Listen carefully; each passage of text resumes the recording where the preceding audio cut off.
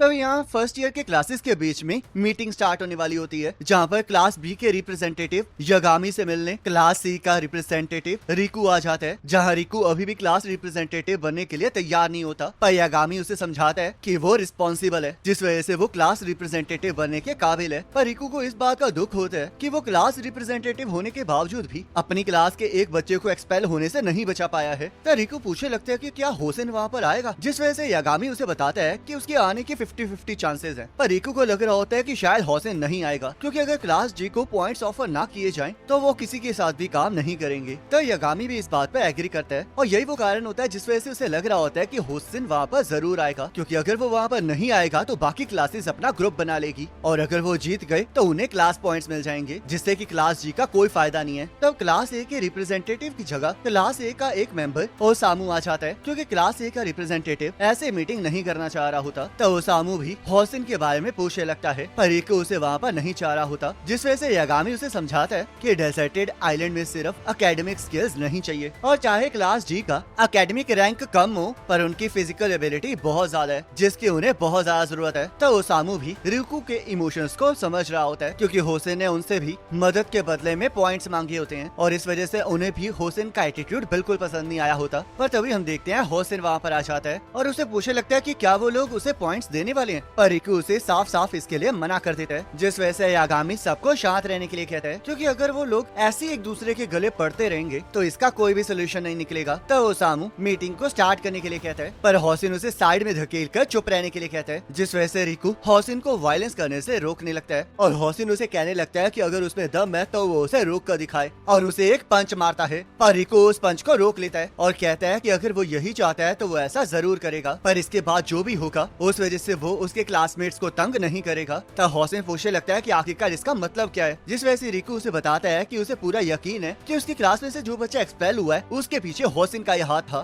तब ओसामू और यागामी उन दोनों को शांत रहने के लिए कहने लगते हैं, और उन्हें समझाने लगते हैं कि इस टाइम डेजर्टेड आइलैंड वाले टेस्ट पर फोकस करना ज्यादा जरूरी है। आखिरकार तुम्हें किसने कहा कि मैं यहाँ पर उस बारे में बात करने आया हूँ? तो क्या तुम यहाँ पर टाइम वेस्ट करने आए हो? पर मुझे नहीं लगता कि तुम इतने ज्यादा बेवकूफ हो। सेकेंड ईयर और थर्ड ईयर की क्लासेस इस टेस्ट से पहले भी गुजरी हैं, जिस वजह से इस टाइम हम डिसएडवांटेज में हैं, और इसी वजह से अगर हम लोग इकट्ठे मिलकर काम नहीं करेंगे तो वो लोग हमें कच्चा चबा जाएंगे। तुम तो बहुत ज्यादा डरपोक इंसान निकले यागामी। चिंता मत करो, मैं सीनियर से नहीं डरता हूँ, क्योंकि मैं उन सभी को अकेले ही हरा सकता हूँ। पर सभी लोग तुम्हारे जैसे नहीं हैं, और ये पूरे फर्स्ट ईयर की बात है, जिस वजह से हम लोग डिसएडवांटेज में हैं। तो इसलिए मुझे लगता है कि फर्स्ट ईयर्स का साथ में काम करना जरूरी है, जिस वजह से हमें 4 लोगों का ऐसा पावरफुल ग्रुप बनाना ही होगा जो कि फर्स्ट प्लेस ले सके और सीनियर्स के साथ कम्पीट कर सके। तो तुम ये कहना चाह रहे हो कि हम लोग आपस में क्लास पॉइंट्स के लिए ना लड़ें? बिल्कुल सही कहा, और मैं ये इस वजह से कह रहा हूँ क्योंकि सीनियर्स के पास ग्रेजुएशन के लिए ज्यादा टाइम नहीं बचा है, पर हमारे पास बहुत सारा टाइम है, जिस वजह से हम लोग बाद में भी क्लास पॉइंट्स को इकट्ठा कर सकते हैं। पर मुझे नहीं लगता कि ये रीजन काफी होगा हम लोगों के टीम अप करने के लिए। तो यागामी उन्हें समझाता है कि अगर वो लोग मिलके काम नहीं करेंगे तो वो लोग बहुत कुछ खो देंगे, जिस वजह से ओसामू पूछने लगता है कि आखिरकार वो लोग एक ही स्ट्रॉन्ग ग्रुप क्यों बना रहे हैं, जो कि मल्टीपल स्ट्रॉन्ग ग्रुप्स बनाना भी तो उनके लिए फायदेमंद साबित हो सकता है ना। जिस वजह से यागामी उन्हें समझाता है कि अगर वो ऐसा करेंगे तो वो पावर को डिवाइड कर देंगे, पर इस टाइम सबसे ज्यादा जरूरी बात ये है कि उन्हें एक ग्रुप को सबसे ज्यादा पावरफुल बनाना होगा, ताकि वो फर्स्ट प्लेस को हासिल कर सके, और उनके लिए ये आसान भी होगा, क्योंकि सीनियर्स में सिर्फ 3 लोग मिलकर ही ग्रुप बना सकते हैं, जिस वजह से वहाँ पर सिर्फ मैक्सिमम 3 ही क्लासेस हो सकती हैं। पर फर्स्ट ईयर को ये प्रिविलेज मिली है कि वहाँ पर 4 लोगों का ग्रुप बन सकता है, जिस वजह से चारों क्लासेस इकट्ठी आ सकती हैं। तो इस वजह से उन्हें इस बात का फायदा उठाना चाहिए। तो ये बात सुन के होसेन मदद करने के लिए तैयार हो जाता है, जिस वजह से रिकू पूछने लगता है कि आखिरकार वो इसके बदले में क्या चाहता है, और होसेन उन्हें बताता है कि जब लार्ज ग्रुप बनेगा तो वो चाहता है कि उस ग्रुप में क्लास डी के लिए 2 सीटें पहले से ही रिजर्व्ड हो। तो यागामी उसे समझाने लगता है कि अभी तक तो उन्हें भी नहीं पता है कि वो लोग लार्ज ग्रुप को अपनी मर्जी से ज्वाइन कर सकते भी है या नहीं, पर फिर भी होसेन कहने लगता है कि उसे क्लास जी के लिए 2 सीटें रिजर्व तो जरूर चाहिए। तो यागामी को समझ में आ जाता है कि अगर किसी भी वजह से क्लास जी के स्टूडेंट लार्ज ग्रुप में नहीं आ पाते हैं तो उन चारों को ही टेस्ट में कम्पीट करना होगा। पर रिकू इस बात के लिए बिल्कुल भी तैयार नहीं होता, जिस वजह से वो और होसेन बहस करने लगते हैं। पर यागामी रिकू को शांत करवा देता है और समझाता है कि इस टाइम सबसे ज्यादा जरूरी चारों क्लासेस का इकट्ठे काम करना है, तो इस वजह से उन्हें होसेन की बात को मान लेना चाहिए। जिस वजह से रिकू भी उसे समझाने लगता है कि अगर वो लोग इस टाइम होसेन की बात को मान लेंगे तो वो आगे और ज्यादा डिमांड्स करने लग जाएगा। जिस वजह से यागामी रिकू से पूछने लगता है कि क्या उसे लगता है कि अगर होसेन वहाँ से चला जाएगा तो उसका एटीट्यूड चेंज होगा। तो रिकू इस बात का कोई जवाब नहीं दे पाता और ओसामू भी फर्स्ट ईयर की सारी क्लासेस का इकट्ठे काम करने वाले प्रपोजल पर एग्री करता है। तरीकू के पास भी कोई ऑप्शन नहीं होता और वो होसेन से पूछने लगता है कि अगर वो उसकी ये बात मान लेंगे तो क्या वो उनकी बाकी बातें मानने के लिए तैयार है। पर तभी होसेन वहाँ से चला जाता है और उन्हें अपनी मनमर्जी करने के लिए कहता है। तो यहाँ आयना कोजी, साकुरा, युकिमुरा और हारुका ग्रुप स्टडी के लिए जा रहे होते हैं। पर तभी वहाँ पर कुशिदा आ जाती है जो कि आयना कोजी को बताती है कि फर्स्ट ईयर का एक स्टूडेंट उससे मिलना चाहता है। तो हाकुरा को लगता है कि आयना कोजी से मिलने कोई लड़की आई है जिससे उस पर क्रश है। तो ये सुनकर साकुरा जेलस फील करने लगती है, जिस वजह से आयना कोजी कुशिदा से पूछने लगता है कि क्या उससे मिलने कोई लड़की आई है। तब कुशिदा उसे बताती है कि उससे मिलने तो कोई एक लड़का आया है, जिसे सुनकर साकुरा को अच्छा लगता है और सबके कहने पर आयना कोजी उस लड़के से मिलने चला जाता है। तो वो दोनों एक जगह पर जाकर उस फर्स्ट ईयर के लड़के का इंतजार कर रहे होते हैं और आयना कोजी कुशिदा से कहने लगता है कि वो फर्स्ट ईयर स्टूडेंट्स के कुछ ज्यादा ही करीब आ गई है, जिस वजह से कुशिदा उसे बताती है कि अब तो बहुत टाइम हो गया है और उसे भी पूरा यकीन है कि आयना कोजी ने भी पक्का फर्स्ट ईयर में कोई ना कोई दोस्त जरूर बना लिए होंगे। पर आयना कोजी इससे मना कर देता है और हम देखते हैं वो स्टूडेंट उनसे मिलने आ जाता है और वो और कोई नहीं यागामी होता है। तो वो लोग एक रेस्टोरेंट में जाकर बैठ जाते हैं। आयना कोजी भैया, क्या आपको फर्स्ट ईयर में चल रहे स्पेशल टेस्ट के बारे में पता है? आखिरकार तुम ये किसकी बात कर रहे हो? आपको कोई प्रॉब्लम तो नहीं है कि अगर मैं इनके सामने इस बारे में बात करूं? मुझे तुम्हें रोकने का कोई हक नहीं है, तो तुम जो चाहो वो कर सकते हो। जब हम लोग स्कूल में आए थे तब हमें स्टूडेंट काउंसिल प्रेसिडेंट मियाबी से मिलाया गया था, जिन्होंने हमें बताया था कि अगर हम सेकंड ईयर के एंड होने से पहले आयना कोजी भैया को एक्सपेल करवा देंगे तो हमें 20 मिलियन पॉइंट्स मिलेंगे। क्या तुम्हें आयना कोजी को एक्सेल करवाना है और इसके लिए तुम्हें 20 मिलियन पॉइंट्स मिल रहे हैं? ये तो सच में बहुत ज्यादा है। क्या ऐसा करना अलाउड भी है? मैं समझ सकता हूँ कि ये बहुत ज्यादा अलग तरह का स्पेशल टेस्ट है और मुझे भी किसी को धोखा देकर रिवॉर्ड लेना बिल्कुल पसंद नहीं है, तो इसलिए मैं इसमें पार्टिसिपेट नहीं कर रहा हूँ। और आखिरकार आयना कोजी को ही टारगेट क्यों किया गया है? प्रेसिडेंट ने कहा था कि सेकंड ईयर में से इन्हें रैंडमली चुना गया है। और ये बहुत ज्यादा अजीब नहीं लग रहा कि इस टेस्ट को स्कूल ने ऑफिशियली अनाउंस किया ही नहीं है? जब हमें ये बातें बताई गई थी तो डायरेक्टर शुकी शिरो भी वहीं पर थे, तो इसलिए ये बिल्कुल लेजिमेट लग रहा है। और इस टेस्ट के बारे में जिन्हें जिन्हें बताया गया था मैं उनके आपको नाम बता देता हूँ। तो क्लास 1 में से ओसामू और इशिगामी को इस बारे में पता है, क्लास बी में से सिर्फ मुझे पता है, क्लास सी से रिकू को पता है और क्लास डी से होसेन और नानासे को पता है। पर आखिरकार तुम ये सब कुछ मुझे क्यों बता रहे हो? वो इस वजह से क्योंकि मैंने सुना है कि होसेन ने आपको एक्सपेल करवाने की कोशिश की थी पर वो उसमें फेल हो गया है और ऊपर से मुझे पूरा यकीन है कि अगर मैंने एक्ट नहीं किया तो आपकी क्लासमेट कुशिदा दीदी को भी खतरा हो सकता है। मुझे खुशी है कि तुमने मुझे ये बताया है, पर इससे तो तुम्हें भी खतरा हो सकता है। चिंता मत कीजिए क्योंकि टेस्ट में इसके बारे में कोई पेनल्टी नहीं है और मुझे इससे कोई फर्क भी नहीं पड़ता है कि फर्स्ट ईयर में से कुछ लोग मुझसे नफरत करते हो, क्योंकि बाद में तो हमें बाकी क्लासेस से तो लड़ना ही पड़ेगा, तो इसलिए थोड़ा ध्यान रखिएगा आयना कोजी भैया। तब आयना कोजी नोटिस करता है कि फर्स्ट ईयर की क्लास सी की सुबाकी उन पर नजर रख रही है और आयना कोजी यागामी से पूछने लगता है कि क्या कोई ऐसा है जिस पर उसे शक है। तो यागामी कोई भी नाम लेने से मना कर देता है क्योंकि अगर वो ऐसा करेगा तो वो सेकंड ईयर्स का डायरेक्ट टारगेट बन जाएगा और वो नहीं चाहता है कि फर्स्ट ईयर में से कोई भी टारगेट बने और ऊपर से उसे भी नहीं पता है कि वो पर्सन खतरनाक है भी या नहीं, जिस वजह से वो इसका पता आने वाले टेस्ट में लगाएगा। तो कुशिदा यागामी को थोड़ा संभल के रहने के लिए कहती है और यागामी कुशिदा को बताता है कि उसे उससे थोड़ी इंपॉर्टेंट बात करनी है जो कि वो टेस्ट के बाद करेगा। तुम्हारा ये जूनियर सच में बहुत अच्छा है। ये तो तुमने सही कहा, पर मैं इसके लायक नहीं हूँ और मैं इस चीज को लेकर भी खुश नहीं हूँ क्योंकि यागामी को मेरे पास्ट के बारे में पता है, तो इसलिए मुझे उसे जल्द से जल्द ठिकाने लगाना होगा। तुम्हें पता है ना कि जूनियर को ठिकाने लगाना मुझे और सुजुनी को ठिकाने लगाने से ज्यादा मुश्किल होने वाला है। ये इस चीज पर डिपेंड करेगा कि मैं आगे कैसे बढ़ूंगी। और वैसे जो लोग जितना ज्यादा स्मार्ट सोचते हैं वो उतने ही जल्दी डिस्पोज हो जाते हैं और तुम और सुजुने भी बिल्कुल वैसे ही हो। अब तुम हमारी तरफ क्यों आ रही हो? हमारे बीच में तो सब कुछ ठीक था ना। चिंता मत करो, अभी के लिए तो मैं अच्छी बच्ची बन के रहूंगी, तो इसलिए बाद में मिलते हैं आयना कोजी। तो आयना कोजी वहाँ से बाहर निकलने लगता है जहाँ पे पहले से ही उसका इंतजार रिकू और सुबाकी कर रहे होते हैं ताकि वो उससे बात कर सके। तब आयना कोजी उनसे मिलने का कारण पूछने लगता है। हम लोग होसेन के बारे में बात करने आए हैं क्योंकि आपने उसके अनकोऑपरेटिव एटीट्यूड को एक्सपीरियंस किया है और हम लोग इस सर्वाइवल गेम में उसके ऊपर हमला करना चाहते हैं क्योंकि मुझे पूरा यकीन है कि इस टाइम उसके पास ज्यादा प्राइवेट पॉइंट्स नहीं है, तो इसलिए अगर हम उसे जल्दी ही ड्रॉप आउट कर देंगे तो वो पेनल्टी पे नहीं कर पाएगा। तो इसका मतलब तुम होसेन को एक्सपेल करवाना चाहते हो? आपने बिल्कुल सही कहा। पर ऐसा क्यों? मेरी क्लास का एक मेंबर हतानो एक्सपेल हुआ है और मुझे पूरा यकीन है कि इसमें होसेन का ही हाथ है। तो इसका मतलब तुम बदला लेना चाहते हो? वैसे मैं झूठ नहीं कहूँगा, पर मैं बदले के साथ साथ ये भी चाहता हूँ कि आगे कोई और एक्सपेल्शन न हो। तो आखिरकार इसका मेरे साथ क्या लेना देना? होसेन ने किसी और क्लास के साथ काम करने से मना कर दिया है, पर फिर भी पिछले टेस्ट में आप उसके साथ पार्टनरशिप करने में कामयाब हो गए थे, तो इसलिए मुझे लगता है कि आपके पास कुछ ऐसा है जो कि हम होसेन के खिलाफ यूज कर सकते हैं, तो इसलिए प्लीज हमारी मदद कीजिए। पर हम में से तो किसी को भी टेस्ट के बारे में कुछ भी नहीं पता है, तो तुम्हारी मदद करने के लिए एग्री करना थोड़ा मुश्किल है। तो कम से कम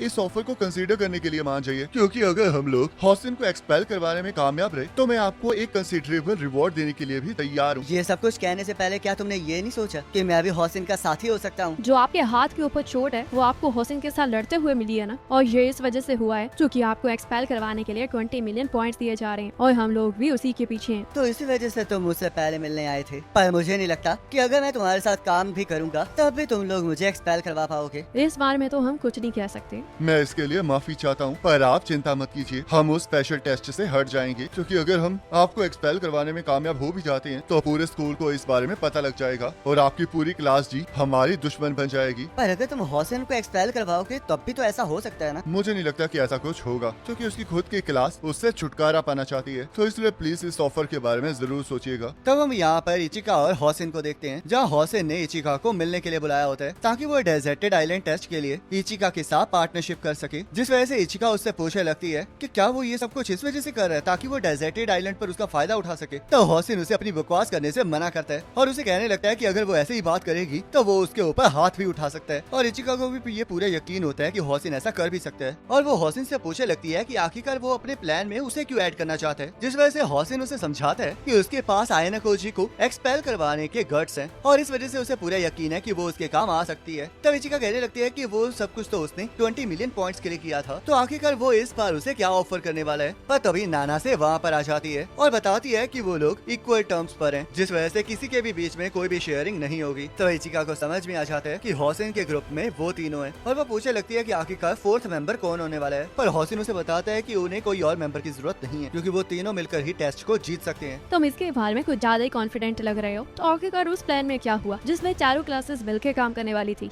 और वहाँ पर सबसे स्ट्रॉन्गेस्ट ग्रुप बनने वाला था? मुझे तो लगा था कि तुम में से कोई क्लास जी का रिप्रेजेंटेटिव होगा जो कि उस ऑफर को एक्सेप्ट कर लेगा। इस चीज को डिसाइड करना क्लास जी के लीडर पर डिपेंड करता है और वो मैं हूँ। तो तुम्हें समझ में आ रहा है ना कि मैं क्या कह रहा हूँ? तो इसका मतलब तुम उस ग्रुप में अपने रिप्रेजेंटेटिव के तौर पर किसी और को भेजने वाले हो, जिसका मतलब तुम सभी लोगों से इकट्ठे फाइट ले रहे हो। तो नाना से समझाती है कि अगर वो किसी ऐसे बंदे को भेजेंगे जो कि स्मार्ट और स्ट्रांग होगा तो इसमें कोई प्रॉब्लम नहीं होने वाली। और वैसे भी अगर हॉसिन उस ग्रुप को ज्वाइन करेगा तो उसमें प्रॉब्लम हो जाएगी, क्योंकि हॉसिन टीम वर्क वाला बंदा तो बिल्कुल भी नहीं है। तो इचिका भी इस बात पर एग्री करती है और पूछने लगती है कि आखिरकार वो उसे कितने पॉइंट्स देने वाले हैं, जिस वजह से नाना से उसे समझाती है कि वो लोग इक्वल टर्म्स पर काम करने वाले हैं। तो इचिका उसे बताती है कि उनकी कंट्रीब्यूशन तो वैसे भी इक्वल नहीं होने वाली, क्योंकि उसे पूरा यकीन है कि वो हर सिचुएशन को संभाल सकती है। पर क्या नाना से जैसी स्वीट डॉल ऐसा कर सकती है? तो नाना से उसे ट्राई करने के लिए कहती है, जिस वजह से इचिका नाना से को मुक्का मारती है, पर नाना से बड़े आसानी से उसके मुक्के को रोक लेती है, जिस वजह से इचिका को एहसास हो जाता है कि नाना से भी ताकतवर है और नाना से को भी एहसास हो जाता है कि इचिका बहुत ज्यादा अलग इंसान है। तो हॉसिन पूछने लगता है कि क्या अब वो उन तीनों के ग्रुप के लिए तैयार है। पर हम देखते हैं इचिका अभी भी कुछ बोनस मांग रही होती है, जिस वजह से हॉसिन उससे पूछने लगता है कि आखिरकार उसे क्या चाहिए और वो कहने लगती है कि अगर वो आयना कोजी को एक्सपेल करवा देंगे तो उसे वो सारे पॉइंट्स चाहिए जो कि आयना कोजी के एक्सपेल्शन के बाद मिलने वाले हैं। तो हॉसिन इसके लिए मना कर देता है, जिस वजह से इचिका भी ग्रुप बनाने से मना कर देती है और पूछने लगती है कि क्या उसे पूरा यकीन है कि वो उसे खोना अफोर्ड कर सकता है, क्योंकि इसके बाद तो वो सबसे पंगा लेने वाला है, जिसमें उन दोनों के लिए सबको संभालना मुश्किल हो जाएगा। और अगर उन्हें पॉइंट्स की इतनी ही चिंता है तो वो पॉइंट्स के बदले में आयना कोजी को एक्सपेल करवाने वाली ग्लोरी को रख सकते हैं। तो नाना से इसके लिए मना करने लगती है, क्योंकि अगर वो उस 20 मिलियन पॉइंट्स को क्लास ए को दे देंगे तो आगे उनके लिए बहुत ज्यादा मुश्किल हो सकती है। पर हॉसिन फिर भी इचिका की कंडीशन को मान लेता है, जिस वजह से इचिका भी उनके साथ ग्रुप बनाने के लिए तैयार हो जाती है और वहाँ से चली जाती है। क्या तुम्हें पूरा यकीन है कि तुम्हें ये करना चाहिए, क्योंकि इस लड़की को देखकर लग रहा है कि ये धोखा दे सकती है? तुम भरोसे की बात कर रही हो, मुझे तो तुम पर भी भरोसा नहीं है, तो आखिरकार मैं उस पर भरोसा कैसे कर सकता हूँ? तो आखिरकार तुम उसके साथ काम ही क्यों कर रहे हो? क्योंकि वो यहाँ के कचरे जैसी नहीं है और तुम्हारी तरह ही उसके अंदर भी एक अंधेरा छुपा हुआ है। ये तो तुम सही कह रहे, पर 20 मिलियन पॉइंट्स बहुत ज्यादा होते हैं। चिंता मत करो, वैसे भी वर्बल एग्रीमेंट की किसको ही चिंता होती है। और वैसे अगर आयना कोजी एक्सपेल हो भी जाता है तो उसका रिवॉर्ड तो मुझे ही मिलेगा और मैं उसे कुछ भी नहीं दूंगा। तुम तो सच में बहुत ज्यादा क्रूअल हो। आयना कोजी, रियून और बाकी सभी लोग बहुत ज्यादा ऑर्डिनरी लोग हैं, तो इसलिए अगर वो लोग मेरे पीछे आएंगे तो मैं उन्हें क्रश कर दूंगा। इस स्कूल के बहुत ज्यादा क्रेजी रूल्स है और इसमें मुझे बहुत ज्यादा मजा आ रहा है, जिस वजह से मैं इसका फायदा जरूर उठाऊंगा। और इसी के साथ ये एपिसोड खत्म हो जाता है। अब नेक्स्ट एपिसोड का लिंक आपकी स्क्रीन पर आ रहा होगा, उस पर क्लिक करके अगले एपिसोड को देख सकते हो।